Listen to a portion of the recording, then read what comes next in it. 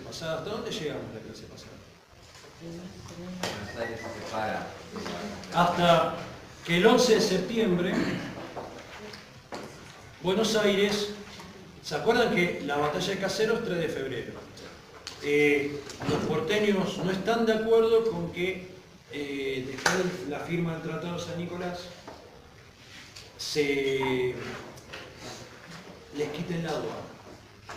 Entonces la provincia de Buenos Aires se secesiona, proclama su separación y acá aparecen dos Argentinas separadas. El Estado de Buenos Aires por un lado, las otras 13 provincias, con capital en Paraná, por el otro. Las otras 13 provincias sancionan una constitución, que es nuestra constitución de 1853, y Buenos Aires sanciona la constitución propia, en 1854. ¿Qué pasa con Urquiza? Porque claro, Urquiza queda a la cabeza de la Confederación, que es una confederación pobre, porque no tiene el puerto de Buenos Aires. Y acá hay un problema gravísimo, que es que los comerciantes que vienen de Europa, ingleses, franceses, etc., están acostumbrados a venir a Buenos Aires a proveerse de cueros, lanas, etc., y a traer mercaderías de allá. Y Urquiza piensa cómo hacer para atraerlos para que vayan a la Confederación. Entonces decide habilitar un nuevo puerto, que va a ser el puerto de la Confederación, que era una pequeña aldea, hasta entonces sin demasiada importancia, que se llamaba Rosario, que hoy es la segunda ciudad de la Argentina, ¿no? Y que pasa a ser el puerto de la Confederación. Tiene la ventaja Rosario de que hasta ese lugar del Paraná pueden navegar barcos de mediano calado, por lo tanto. Y el otro problema de la Confederación era su pobreza. ¿Por qué? Porque estaba virtualmente despoblada. Buenos Aires tendría unos 800.000 habitantes, la provincia, en esta época de la secesión. El resto de las provincias rondaba un poco más de 1 millón, como mucho. Por lo tanto, ustedes piensen que lo que hoy hay entre los partidos de Morón y Merlo era toda la población de la Confederación Argentina, 13 provincias, que además tenían muy pocos ingresos, porque la aduana estaba en manos de Buenos Aires, porque la rentabilidad de esas provincias, salvo la zona litoraleña, Santa Fe, Entre Ríos, era bastante escasa, y no podían ni pagar la administración de esta confederación. Entonces Urquiza empieza dos movidas. Por un lado, hay que poblarla la confederación, y acá empiezan las primeras tímidas políticas de fomento a la inmigración, que la primer colonia justamente se funda en Santa Fe, que es Colonia Esperanza. Ya vamos a hablar este año de... Sí, bueno, pero el Río de la Plata es ancho. Sí, por eso. Pueden costear la costa uruguaya. Me imagino, ¿no? Es una buena pregunta. De hecho, Urquiza, para evitar que entren por Buenos Aires, cobra impuestos a todo lo que entra por Buenos Aires. La idea es que entren directamente a la Confederación. La otra es fomentar la inmigración. Y en tercer lugar, y lo principal, tratar de recuperar Buenos Aires. Porque sin Buenos Aires no funciona. Entonces, pasa que en la provincia de Buenos Aires hay federales que quieren unirse con la Confederación. Y entre fines del 52 y principios del 53 hay una rebelión que es la de Hilario Lagos, que Hilario Lagos junta un montón de gente en la campaña, en las zonas rurales, y asedia a Buenos Aires. ¿Qué es la asedia? Rodea a Buenos Aires, llega hasta Flores. Puede ser que Flores era un pueblito en las afueras, ¿no? De Buenos Aires. Avísenme menos 10. Bien. Y claro, el problema es que Buenos Aires, asediada por tierra, mandaba a buscar mercadería a Montevideo y ya estaba. No había problema con el asedio. Entonces Urquiza asiste a Lagos, le promete que le va a mandar dinero para pagar a sus hombres y además contrata los servicios de un mercenario que tenía un par de barcos. Coe, exactamente. Y... No traiciona, ¿no? Claro, mirá, él siempre cuenta el final de la... El el almirante spoilero. Coe va a sitiar Buenos Aires por agua mientras Lagos lo sitia por tierra. Entonces los porteños van en secreto a negociar con Cobo y le dice, ¿cuánto te pago? Cobo dice, no sé, nos quiere pagar 500.000, pero todavía no nos pagó nada. Entonces los porteños le dicen, yo te pago 2 millones y ahora. Y Cobo se pasa del lado de Buenos Aires. O sea que Buenos Aires logra vencer el sitio por agua por medio del soborno. Y Hilario Lagos sitia la ciudad pero nunca entra. Y como no le llega a Urquiza el pago para los soldados, los tipos empiezan a desertar y medio como que quedan solos sitiando la ciudad. Bueno, tanto como solo no, pero se le desarma, digamos, el sitio y se ve obligado a pactar con Buenos Aires. O sea que este intento de reincorporar Buenos Aires fracasa. Va a haber otras intentonas, Jerónimo Costa, bueno, distintos personajes que van a intentar hacer levantamientos y eso, pero ninguno tiene éxito. Sí. ¿Es el mismo joven que me había dicho? Sí, que hay un expediente ¿Sí? en La Plata. Sí, sí. Se la reclaman. Exactamente. Y lo vas a ir vos y vas a ver y vas a hacer el trabajo de investigación sobre eso. Bueno, con Brown era que tiene un problema. No lo vi, está, pero no lo vi. Bueno, entonces, Buenos Aires va a estar durante 9 años separada de la Confederación. La Confederación en un momento está acogotada. De hecho, tiene que pedir préstamos al barón de Mauá, que es un rico banquero brasileño, para que le solvente la administración, porque no puede ni siquiera solventar la administración mínima. No te digo que no entiendo. Sí. La Confederación son 13 provincias. Son 13 provincias. ¿Por qué tratar de formar un sistema federal similar? El mismo que tenemos ahora. Claro, no exactamente. Pero todos los caudillos de la época de Rosas quedan. o sea, Es el mismo sistema. Lo único que ahora tienen un presidente, que es Urquiza. Después de la cura de la Constitución ya tienen un presidente, pero no O cambia sea, la idea nada. unitario. Sí, la idea del unitario no se lleva a cabo. Porque Urquiza era federal. sí, pero me refiero a que... Los unitarios gobiernan Buenos Aires, Sí. los antiguos unitarios, Sí. que ahora son liberales. Claro. Es lo mismo. Cuando queda Buenos Aires solo son unitarios. Sí, porque son los que volvieron de Montevideo y lo traicionan a Urquiza. Los federales no quieren saber nada, pero por eso se unen a Hilario Lagos. Pero los unitarios manejan todo. O sea, ahí aparece el núcleo del liberalismo que va a ser el que siembre, digamos, del que va a salir el semillero de hombres que va a ser la generación posterior que va a armar la Argentina en torno a un sistema liberal. Que están en Buenos Aires, Mitre, Alsina, Avellaneda, toda esta gente está acá. Y esos son los que, mientras Buenos Aires está separado, gobiernan Buenos Aires. Lo que pasa es que en un momento Urquiza está tan ahorcado que se ve necesitado de invadir Buenos Aires de nuevo. Entonces en 1859 decide entrar en Buenos Aires nuevamente. Y ahí le encargan al principal militar de Buenos Aires, que era Bartolomé Mitre, que organice un ejército. Y Bartolomé Mitre dice unas palabras, después se las va a tener que tragar. Se van a enfrentar en Cepeda. ¿Se acuerdan que Cepeda había sido una batalla donde antes los caudillos habían vencido a Buenos Aires, en la época de la caída del directorio? Entonces Mitre dice, aquí nació el caudillaje, esta será su tumba. Dice frente a Cepeda. Se tragó las palabras porque le dio una tunda a Urquiza. No, Urquiza, fíjense una cosa. ¿Saben por qué ganaba Urquiza? Porque todavía en Buenos Aires, hasta la conquista del desierto, las armas son armas de un solo tipo. Todavía no están las armas de repetición. Entonces Urquiza se viene con la montonera. ¿Qué es la montonera? Los lanceros a caballo, que son invencibles los lanceros a caballo de Urquiza.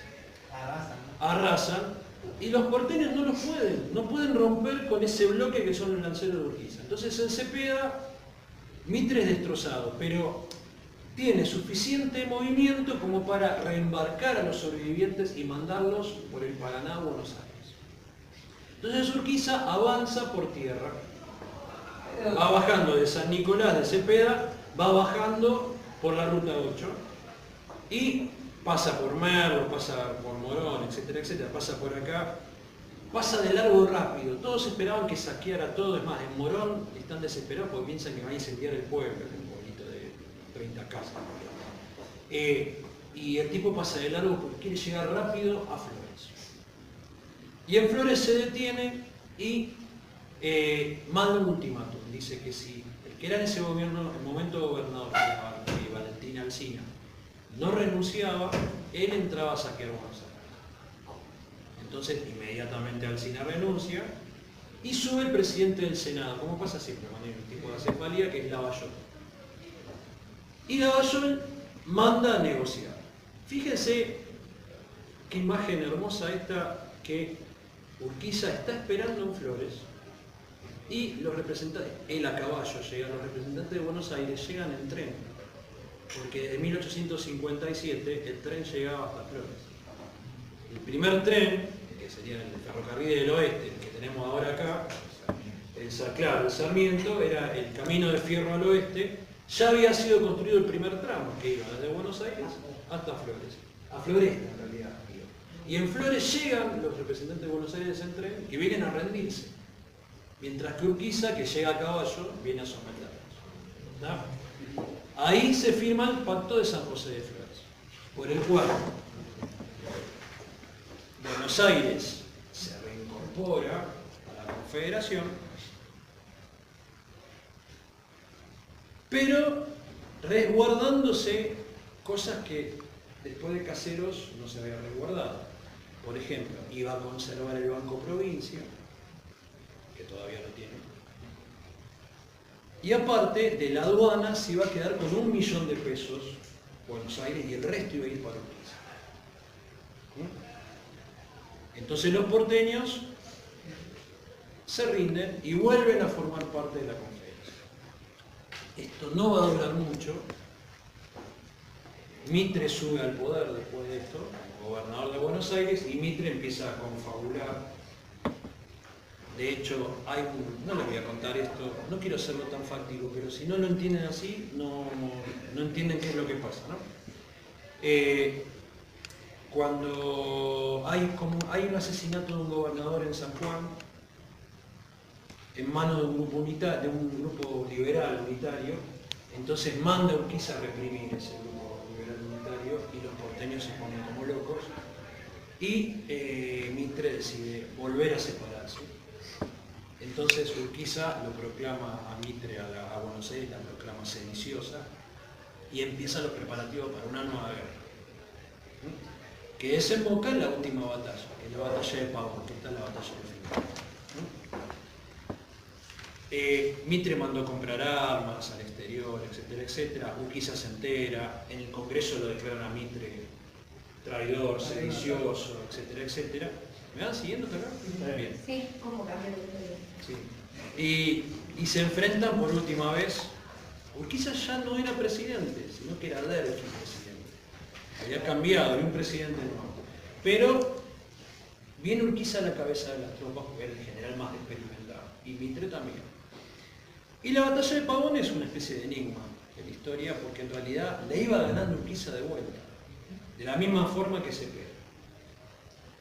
Pero en un momento de la batalla, Urquiza toca retirada. O sea que estando ganando la batalla, él se retira. Y al otro día, a los entrerrianos de él, los cruza Entre Ríos y él se va a Entre Ríos. Y abandona. Y quedan todos los otros, los cordobeses, los catamarqueños, que no sabían qué hacer y se empiezan a dispersar por el campo. Algunas llegan hasta Merlo, acá en Morón, y los jueces de paz los van cazando, donde los van encontrando, porque en grupos muy pequeños, digamos, los soldados no saben qué hacer, se dispersan. Y ahí Mitre dice, bueno, esta es la mía. Se supone que acá hubo una negociación secreta. Eso es lo que... Claro, donde Urquiza sabía que Buenos Aires, siempre que él se iba a volver a rebelar y que no iba a poder mantenerlo dominado. Entonces, como que Mitre firmó un status quo. Vos no me jorobás a mí, Urquiza, yo no te jorobo. Volvete a Entre Ríos, yo no te molesto. Y lo primero que hace Mitre es ingresar a Santa Fe, la provincia vecina, y destruir al caudillo que había. Y manda a Paunero, su principal general, al interior, donde empieza a destruir caudillo por caudillo, entre ellos a ¿cómo se llama? A Chacho Peñalosa, que habrán escuchado, que lo mandan a ejecutar adelante de su mujer, o sea que provincia por provincia van limpiando del antiguo sistema caudillista. O sea, que se termina el sistema que empezó en 1800 con el combate contra los realistas, se termina después de la Pero batalla. si el objetivo era Buenos Aires, ¿no? No, el objetivo era Mitre. Bueno, pero el objetivo de Urquiza era Buenos Aires. Sí. ¿Qué beneficio tiene al negociar la retirada? No, porque Urquiza ya no era más presidente. Bueno, está bien, era Derqui. Derqui y Pedernera, presidente y vice, renuncian inmediatamente. Sí. Queda acéfala la Confederación. Urquiza parece haber negociado, yo me retiro Entre Ríos y no me moleste que yo no te molesto. Y sigue siendo gobernador de Entre Ríos hasta que lo asesina, en 1874. No, 71. Y me vayan llamando algo que termine en amor.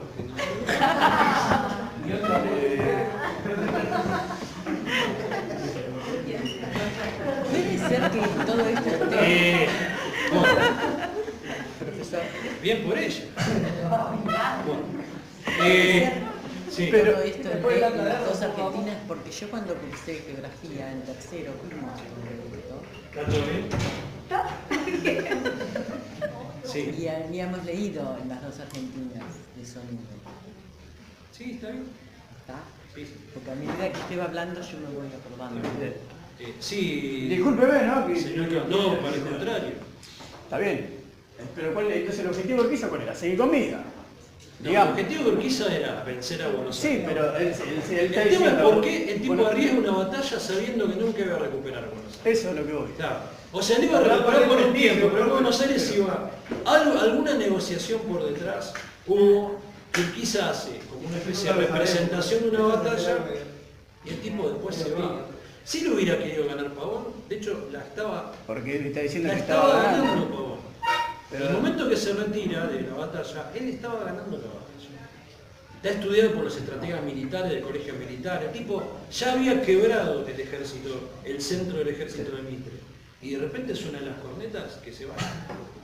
Entonces crea una situación así medio caótica donde todos los soldados empiezan a retroceder cuando en realidad estaban avanzando fuerte.